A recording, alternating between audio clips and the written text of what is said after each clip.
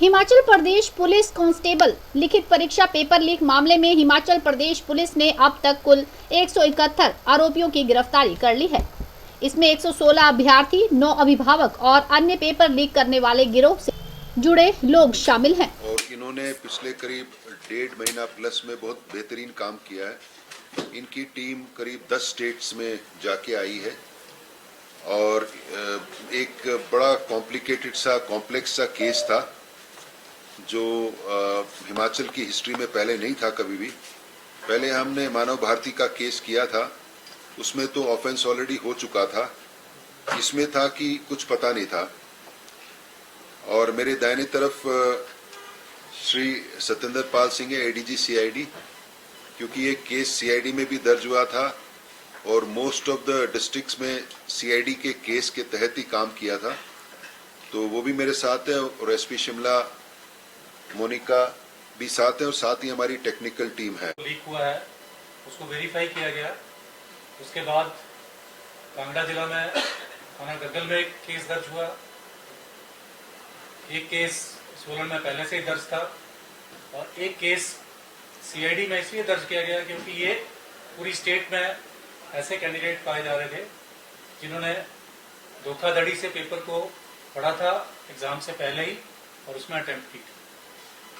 तो जब डीजी साहब ने एसआईटी बनाई थी उस टाइम इन्होंने यही निर्देश दिया था कि इसको बिल्कुल निष्पक्ष होके आपने कार्रवाई करनी है। आपने भी पेपर्स में उस दौरान इसको फॉलो अप करते रहे हैं, काफी कुछ लिखा भी है। लेकिन हमारी जब एसआईटी पहली बार बैठी है, पहली जो हमारी आपस में विचार विमर्श हुआ है, उसमें हमने 4-5 पॉइंट्स जो थे उसके ऊपर बिल्कुल क्लियर कट अपने आप को निश्चित बना लिया था कि हम ये इन्वेस्टिगेशन इसी तरीके से करेंगे। सबसे पहले बात ये थी कि हम इस इन्वेस्टिगेशन को साइंटिफिक और प्रोफेशनल तरीके से करेंगे। किसी भी सूरत में ह्यूमन राइट्स की वायलेशन नहीं करेंगे, मानवाधिकार का उल्लंघन नहीं करेंगे, चाहे कुछ भी हो जाए।